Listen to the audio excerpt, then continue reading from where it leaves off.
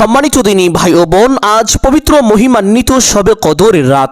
পবিত্র এই শবে কদর রাত আল্লাহ তাআলার কাছে অত্যন্ত দামি, খুবই সম্মানিত শ্রেষ্ঠ একটি রাত।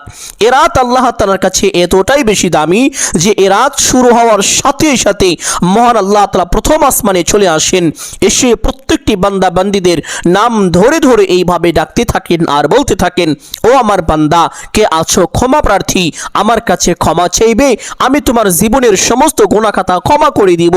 কে আছো অভাবগ্রস্ত, আমার কাছে রিজিক চাইবে, আমি তোমাকে ভরপুর রিজিক দান করিব।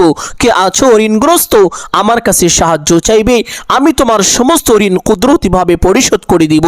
কে আছো সন্তানাদি হয় না, আমার কাছে সন্তান চাইবে, আমি তোমাকে নেককার সলিহিন সন্তান দান করিব।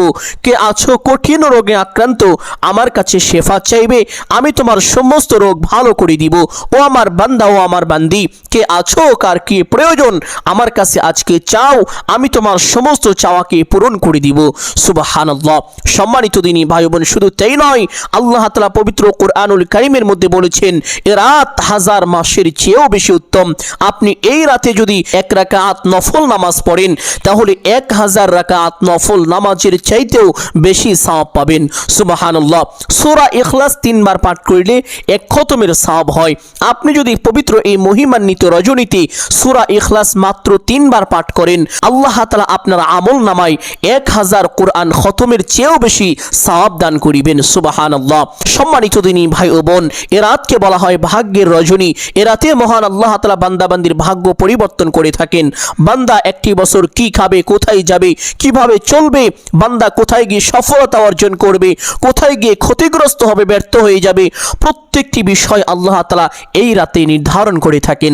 আর আপনি যদি পবিত্র এই মহিমান্বিত রজনীতে একটি বিশেষ জিকিরের আমল করে আল্লাহ তাআলার কাছে দোয়া করেন, আল্লাহ তাআলা আপনার ভাগ্য পরিবর্তন করে দিবেন। মহান আল্লাহ তাআলা আপনাকে একটি বছর সুখ শান্তিতে রাখবেন, সর্বপ্রকার বিপদ আপদ বালা মুসিবত থেকে আপনাকে হেফাজত করবেন। বিশেষ করে যারা সারা বছর অভাব অনটন দুঃখ কষ্ট পেরেশানির মধ্যে থাকেন, তারা এই আমলটি কোনোভাবেই ছাড়বেন না। সম্মানিত দিনী ভাই ও বোন, যে জিকিরটির কথা আপনাদেরকে বলে দিব, এই জিকিরটি এতটাই দামি, এতটাই শ্রেষ্ঠ, সম্মানিত, শুনলে অবাক হয়ে যাবেন। কিতাবের মধ্যে এসেছে, যখন কোনো বান্দা কোনো বান্দি দুনিয়ায় বসে এই জিকিরটি একবার পাঠ করে, এই জিকিরের আওয়াজ সাথে সাথে আল্লাহ তাআলার আরশে আজিমে গিয়ে ধাক্কা লাগে, যার কারণে আল্লাহ তাআলার আরশে আজিমের ভিতরে থাকা একটি বিশেষ নূরের খুঁটি কাঁপতে থাকে, হেলতে দুলতে থাকে। আল্লাহ তাআলা খুঁটির এই অবস্থা দেখে খুঁটিকে জিজ্ঞেস করে, ও খুঁটি, তুমি কাঁপো কেন?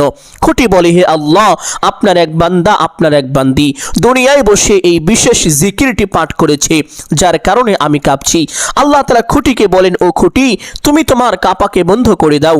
খুঁটি বলে, হে আল্লাহ, আমি আমার কাঁপাকে বন্ধ করতে পারবো না, ততক্ষণ পর্যন্ত না যতক্ষণ পর্যন্ত আপনি তাকে ক্ষমা করে দিবেন, তার সকল দোয়া কবুল করে নেবেন। সুবহানাল্লাহ। যতক্ষণ না খুঁটির এই দোয়া আল্লাহ তাআলা কবুল করেন, ততক্ষণ পর্যন্ত খুঁটি কাঁপতে থাকেন আর দোয়া করতেই থাকেন। সম্মানিত দিনী ভাই বোন, শুধু তাই নয়, কিতাবের মধ্যে এসেছে, যখন কোনো বান্দা কোনো বান্দি এই জিকিরের আওয়াজ দেয়, 7 আসমান 7 জমিনের সমস্ত দরজা খুলে যায়, আল্লাহ তাআলার আরশে আজিমের সমস্ত পর্দা উঠে যায়। এই জিকিরের আমল করে কোনো দোয়া করা হলে সেই দোয়ার সাথে সাথে কবুল আর মঞ্জুর হয়ে যায়। সুবহানাল্লাহ। সম্মানিত দিনী ভাই ও বোন আমার, এই জিকিরটি কি এবং আমলটি কিভাবে করবেন, প্রত্যেকটি বিষয় সুস্পষ্টভাবে বলে দিব, সকলেই গভীর মনোযোগে শুনবেন ইনশাআল্লাহ। এই আমলটি করার জন্য প্রথমে উত্তম রূপে ওযু করবেন। ওযু শেষ করে একটি পবিত্র স্থানে চলে যাবেন, গিয়ে কিবলামুখী হয়ে দাঁড়িয়ে এশারের 4 রাকাত ফরজ নামাজ পড়বেন। 4 রাকাত ফরজ নামাজ পড়ার পরে 2 রাকাত সুন্নত নামাজ পড়বেন। 2 রাকাত সুন্নত পড়ার পরে তারাবির নামাজ পড়বেন। তারাবির নামাজ শেষ করে বিতিরের নামাজটা রেখে দিবেন। তারাবির নামাজ শেষ করে শবে কদর বা লাইলাতুল কদরের যে নফল নামাজ আছে, এই নামাজ শুরু করবেন। সম্মানিত দিনী ভাই বোন, যখন 2 রাকাত নামাজ হয়ে যাবে বা 4 রাকাত হয়ে যাবে, বা আপনি সমস্ত নামাজ শেষ করেও এই আমলটি করতে পারবেন, কোনো সমস্যা নেই। নামাজ শেষ করে সে স্থানে বসে প্রথমে একটি বিশেষ দুরূদ পাঠ করিবেন। যেই দুরূদের ব্যাপারে কিতাবের মধ্যে এসেছে, এই দুরূদ হলো ধন সম্পদ লাভের দুরূদ। এই দুরূদ বেশি বেশি পাঠ করলে ধন সম্পদ বৃদ্ধি হয়, এবং কেউ যদি নিয়মিত এই দুরূদটি পাঠ করে তাহলে আল্লাহ তাআলা তাকে অতি দ্রুত গুপ্ত ধনের সন্ধান দিবেন। সুবহানাল্লাহ। সম্মানিত দিনী ভাই বোন, দুরূদ আল্লাহ তাআলার কাছে এতটাই প্রিয়, এতটাই বেশি পছন্দনীয়। পবিত্র কোরআনুল কারীমের মধ্যে আল্লাহ তাআলা বলেন, ইন্নাল্লাহা ওয়া মালাইকাতাহু ইউসাল্লুনা আলান নবী, নিশ্চয়ই আমি নবী মুহাম্মদুর রাসূলুল্লাহ সাল্লাল্লাহু আলাইহি ওয়াসাল্লামের উপরে দুরূদ পাঠ করে থাকি। শুধু আল্লাহ তাআলাই এই দুরূদ পাঠ করেন বিষয়টি এমন না, ফেরেশতাগণ রাসূলুল্লাহ সাল্লাল্লাহু আলাইহি ওয়াসাল্লামের উপরেও দুরূদ পাঠ করে থাকেন। সুবহানাল্লাহ। শুধু তাই নয়, যারা এই দুরূদ পাঠ করে তাদের জন্য আল্লাহ তাআলার একদল বিশেষ ফেরেশতা আছে। ওই ফেরেশতাগণ আল্লাহ তাআলার কাছে তাদের জন্য রহমতের দোয়া করতে থাকেন। সুবহানাল্লাহ। আপনি রাসূলের জন্য দুরূদ পাঠ করলে আল্লাহ তাআলা আপনার মনের আশা পূরণ করে দেন, অভাব অনটন দূর করে দেন, বিপদ আপদ বালা মুসিবত দূর করে দেন। এক হাদিসের মধ্যে এসেছে, এক সাহাবী রাদিয়াল্লাহু তাআলা আনহু একদিন আল্লাহ নবী সাল্লাল্লাহু আলাইহি ওয়াসাল্লামের দরবারে চলে আসলেন। এসে আরজ করলেন, ইয়া রাসূলুল্লাহ সাল্লাল্লাহু আলাইহি ওয়াসাল্লাম, আমি যখন আমার নিজের জন্য দোয়া করব, আমার দোয়ার কতটুকু অংশ আপনার জন্য রেখে দিব তথা আপনার উপরে দুরূদ পাঠ করিব? নবীজি বললেন, ও আমার সাহাবী, তোমার যতটুকু ইচ্ছে। সাহাবী বললেন, ইয়া রাসূলুল্লাহ সাল্লাল্লাহু আলাইহি ওয়াসাল্লাম, আমি যদি আমার দোয়ার 4 ভাগের 1 ভাগ আপনার জন্য রেখে দেই? নবীজি বললেন, ও আমার সাহাবী, তোমার যতটুকু ইচ্ছে, তবে বেশি করলে ভালো। সাহাবী আবার বললেন, ইয়া রাসূলুল্লাহ সাল্লাল্লাহু আলাইহি ওয়াসাল্লাম, আমি যদি আমার দোয়ার 4 ভাগের 2 ভাগ আপনার জন্য রেখে দেই? নবীজি বললেন, ও আমার সাহাবী, তোমার যতটুকু ইচ্ছে, তবে বেশি করলে ভালো। সাহাবী আবার বললেন, ইয়া রাসূলুল্লাহ সাল্লাল্লাহু আলাইহি ওয়াসাল্লাম, আমি যদি আমার দোয়ার 4 ভাগের 3 ভাগ আপনার জন্য রেখে দেই? নবীজি বললেন, ও আমার সাহাবী, তোমার যতটুকু ইচ্ছে, তবে বেশি করলে ভালো। সাহাবী আবার বললেন, ইয়া রাসূলুল্লাহ সাল্লাল্লাহু আলাইহি ওয়াসাল্লাম, আমি যদি আমার দোয়ার 4 ভাগের 4 ভাগ অর্থাৎ আমার সমস্ত দোয়াটুকু শুধুমাত্র আপনি রাসূলের জন্যই রেখে দেই তথা আপনি রাসূলের উপরে দুরূদ পাঠ করি? নবীজি বললেন, ও আমার সাহাবী, তাহলে তো তোমার সমস্ত উদ্দেশ্যই পূরণ হয়ে যাবে। সুবহানাল্লাহ।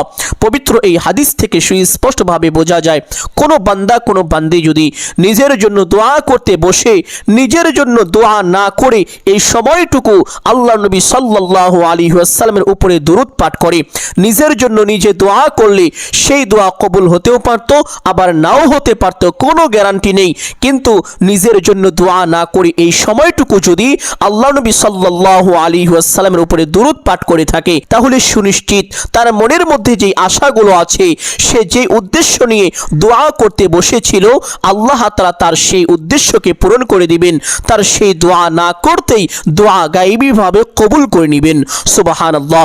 সম্মানিত দিনী ভাই বোন, এই জন্য চেষ্টা করিবেন যখনই কোনো আমল করবেন বা যখনই কোনো দোয়া করবেন, দোয়া এবং আমলের পূর্বে অবশ্যই আল্লাহ নবী সাল্লাল্লাহু আলাইহি ওয়াসাল্লামের উপরে বেশি বেশি দুরূদ পাঠ করিবেন।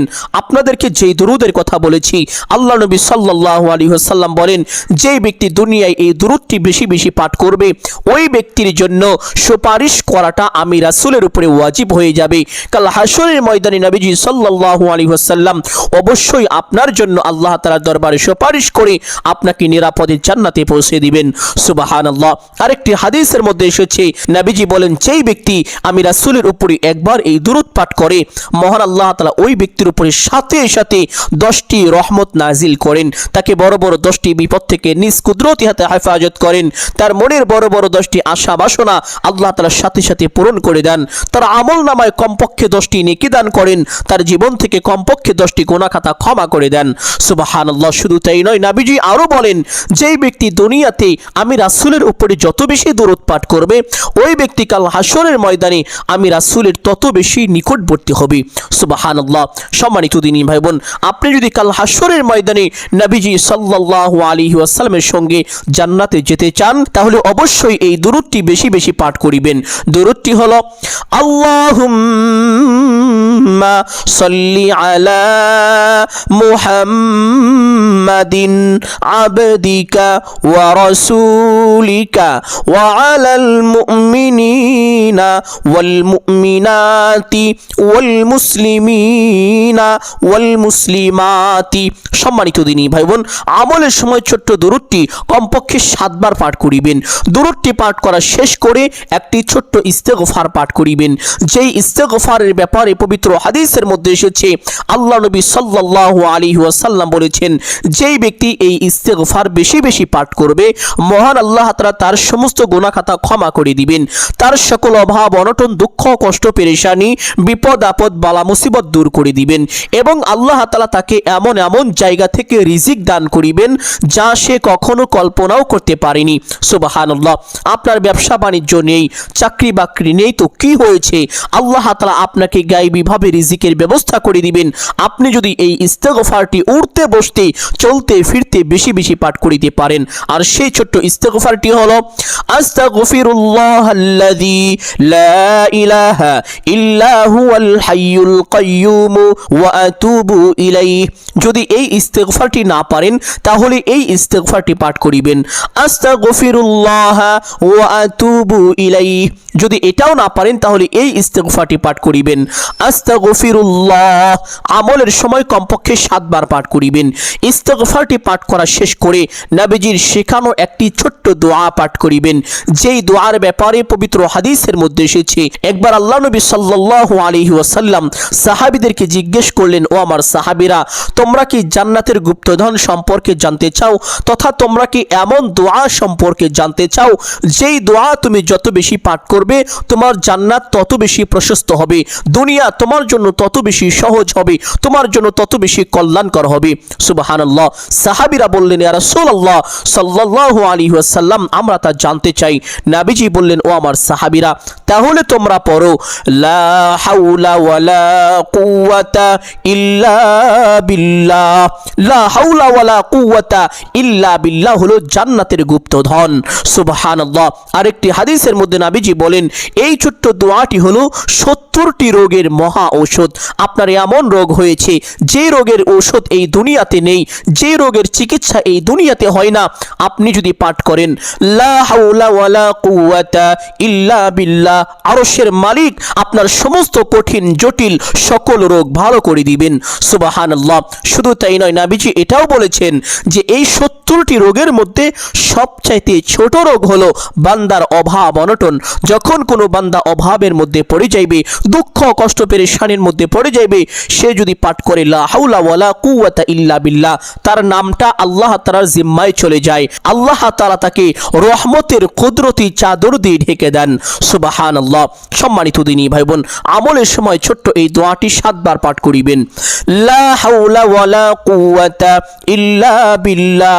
এই দোয়াটি 7 বার পাঠ করার পরে আরেকটি ছোট্ট দোয়া পাঠ করিবেন, যেই দোয়ার ব্যাপারে পবিত্র হাদিসের মধ্যে এসেছে, আল্লাহ নবী সাল্লাল্লাহু আলাইহি ওয়াসাল্লাম বলেছেন, যেই ব্যক্তি অসুস্থ অবস্থায় এই দোয়াটি 40 বার পাঠ করবে সে অতি দ্রুত সুস্থতা লাভ করবে।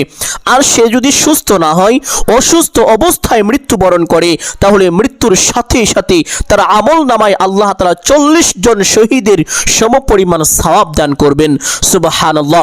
আর সে যদি সুস্থ হয়েও যায়, সুস্থ হওয়ার সাথে সাথে তার পিছনের সমস্ত গুনাহ খাতা আল্লাহ তাআলা ক্ষমা করে দিবেন।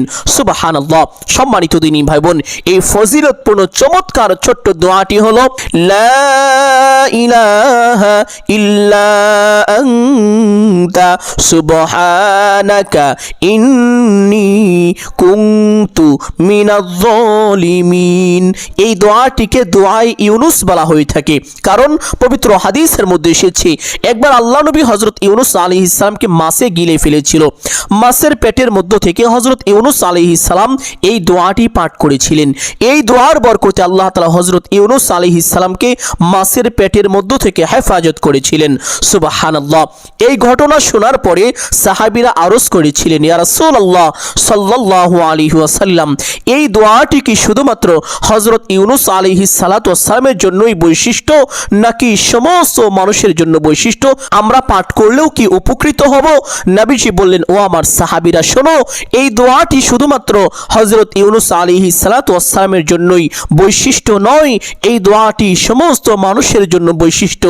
যেই ব্যক্তি এই দোয়াটি পাঠ করবে সে অবশ্যই অবশ্যই উপকৃত হবে। সুবহানাল্লাহ। সম্মানিত দিনী ভাই বোন, এই জন্য আমলের সময় চেষ্টা করিবেন কমপক্ষে 40 বার এই দোয়াটি পাঠ করার জন্য। যদি কষ্ট হয়ে যায় কমপক্ষে 7 বার অবশ্যই ছোট্ট দোয়াটি পাঠ করিবেন। এবং আপনি যখন কঠিন রোগে আক্রান্ত হয়ে যাবেন, কোনো অসুস্থ হয়ে যাবেন, তখন অবশ্যই 40 বার ছোট্ট দোয়াটি পাঠ করবেন। সম্মানিত দিনী ভাই ও বোন আমার, এই দোয়াটি পাঠ করা শেষ করে সেই বিশেষ জিকিরটি পাঠ করিবেন। যেই জিকিরের ব্যাপারে পবিত্র হাদিসের মধ্যে এসেছে, আল্লাহ নবী সাল্লাল্লাহু আলাইহি ওয়াসাল্লাম বলেছেন, 7 আসমান 7 জমিন এক পাল্লায় রাখা হলে তথা জান্নাত জাহান্নাম আরশ আজিম সমস্ত কিছু যদি এক পাল্লায় রাখা হয় আর অপর পাল্লায় এই তাসবিহ বা এই জিকিরটি রাখা হয়, তাহলে এই জিকিরের পাল্লাটাই বেশি ভারী হয়ে যাবে। সুবহানাল্লাহ। আর সেই জিকিরটি হলো লা ইলাহা ইল্লাল্লাহ। আল্লাহ নবী সাল্লাল্লাহু আলাইহি ওয়াসাল্লাম বলেন, যেই ব্যক্তি দুনিয়ায় বেশি বেশি পাঠ করবে লা ইলাহা ইল্লাল্লাহ, মৃত্যুর সময় তার কালিমা নসিব হবে। আর মৃত্যুর সময় যার কালিমা নসিব হবে তার জন্য জাহান্নাম সম্পূর্ণ হারাম এবং জান্নাত সম্পূর্ণভাবে ওয়াজিব হয়ে যায়। সুবহানাল্লাহ। আরেক হাদিসের মধ্যে এসেছে, যেই ব্যক্তি দুনিয়ায় বেশি বেশি পাঠ করবে লা ইলাহা ইল্লাল্লাহ, ওই ব্যক্তি কাল হাসরের ময়দানে এমন ভাবে উপস্থিত হবে যেন তার জন্য জাহান্নাম পর্যন্ত হারাম হয়ে গিয়েছে। সুবহানাল্লাহ। সম্মানিত দিনী ভাই ও বোন আমার, আরেকটি হাদিসের মধ্যে এসেছে, নবীজি বলেন, যেই ব্যক্তি ঈমানের সঙ্গে একবার পাঠ করবে লা ইলাহা ইল্লাল্লাহ, ওই ব্যক্তি অবশ্যই আল্লাহর জান্নাতে প্রবেশ করবে। নবীজি বলেন, সর্বশ্রেষ্ঠ জিকির হলো এই জিকিরটি। আল্লাহ তাআলার কাছে এই জিকিরের চাইতে প্রিয় আর কোনো বাক্য নেই, আর কোনো শব্দ নেই। সুবহানাল্লাহ। সম্মানিত দিনী ভাই ও বোন আমার, উঠতে বসতে চলতে ফিরতে যখনই সময় পাবেন বেশি বেশি পাঠ করিবেন লা ইলাহা ইল্লাল্লাহ। আমলের সময় কমপক্ষে 100 বার পাঠ করিবেন, 99 বার এইভাবে পাঠ করবেন লা ইলাহা ইল্লাল্লাহ। আর একবার এইভাবে পাঠ করিবেন লা ইলাহা ইল্লাল্লাহু মুহাম্মাদুর রাসূলুল্লাহ। সম্মানিত দিনী ভাই বোন, এই জিকিরটি পাঠ করা শেষ করে আবার সেই বিশেষ দুরূদটি 7 বার পাঠ করিবেন। আল্লাহুম্মা সাল্লি আলা মুহাম্মাদিন আবদিকা ওয়া রাসূলিকা ওয়া আলাল মুমিনিনা ওয়াল মুমিনাতি ওয়াল মুসলিমিনা ওয়াল মুসলিমাতি।